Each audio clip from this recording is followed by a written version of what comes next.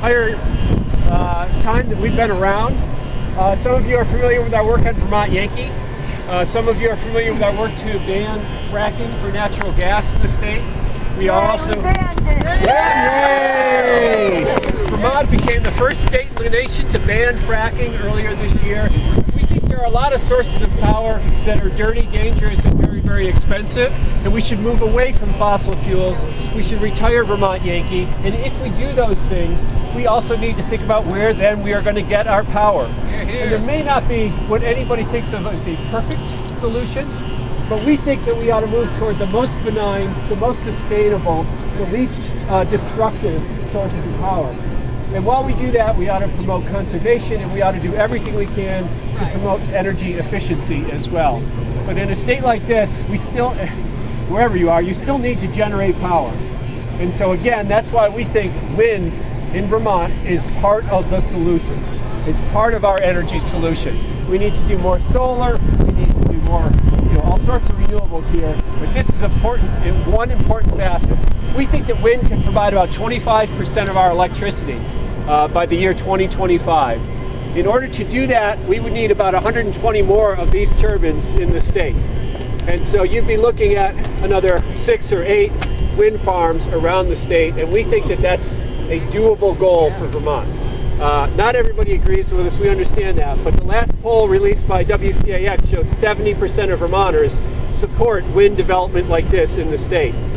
Only 17% of Vermonters oppose that. It's important to keep that in mind when you hear a lot of the noise out there and the folks who feel very, very passionately that we should never have any renewable wind turbines in the state. Most people still believe this is a responsible part of the energy solution. So it's important that we speak. If that's the way you feel, make your voice heard. If you know others who feel the same way, please encourage them to get involved. Because if we don't get involved, then we're only hearing one side, and I'm afraid that's not going to be good for our energy future.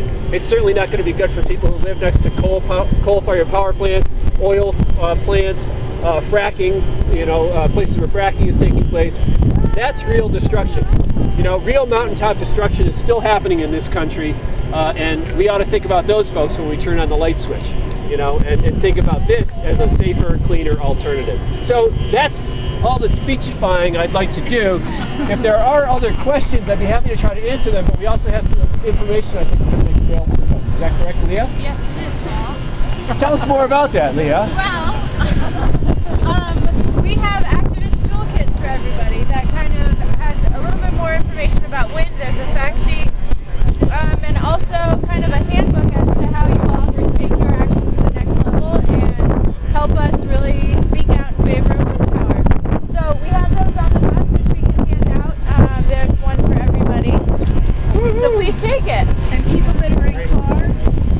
I'll go get them right now and then we can hand them out now. Or at least for those in the cars, and then you can do the bus when people are back on the bus. Just for those cars.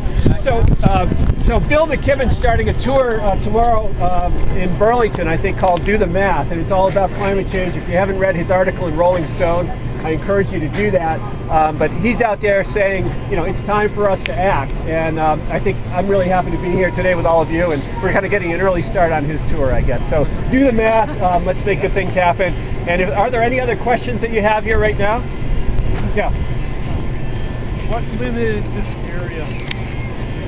16 turbines. That's a good question. Maybe Josh, can you come up for a sec? Yeah. There was a question about what caused you to limit this to 16 turbines in this area. So I'd say that was, feedback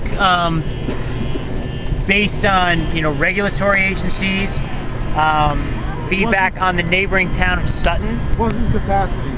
Wasn't leak capacity. No. Nope. There could have been. It could have been broadened. The project could have been bigger.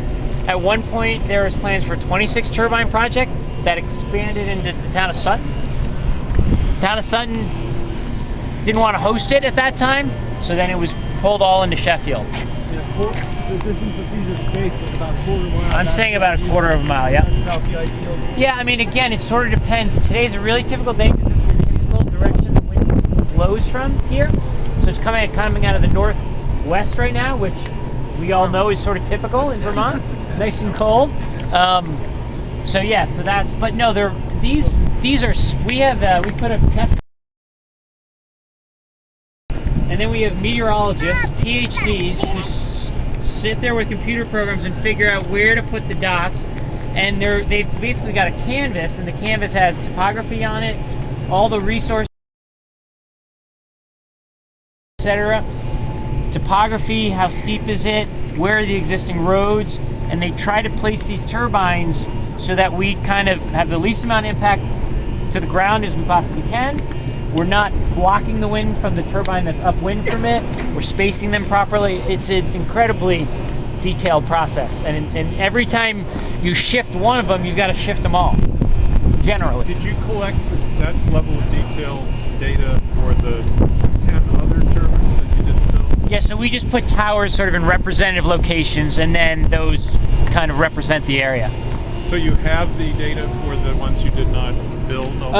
I guess I don't know. I don't think we measured in that exact direction. It was just sort of an extension that way. And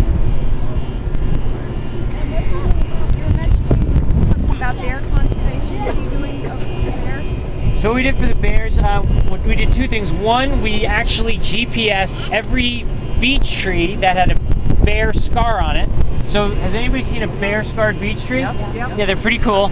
So we actually had a bear biologist go and GPS every single one of them, so we know where every single one is on this whole area. And then we did our best to not cut any one of those down, to basically stay out of those habitats. So if you look at this area right here, this road is not on the flattest part of this little rise here. From a purely construction perspective, we would have taken this road further up and then gone left. But there's beech trees in this area right here, so instead of putting the road in the beech forest, we kind of went around it. So what does that mean? It means we had to fill the side slope there a little bit more than if we had stayed on the flat. So those are sort of the trade-offs. You avoid the beech trees, but you then, fill that. And then what we're doing now is we signed an agreement with the landowner to protect 2,700 acres of the landowner's land that is not only here, but extends further south into Sheffield. So a much bigger area than this project, and he's committed to not develop on that land for the life of this project.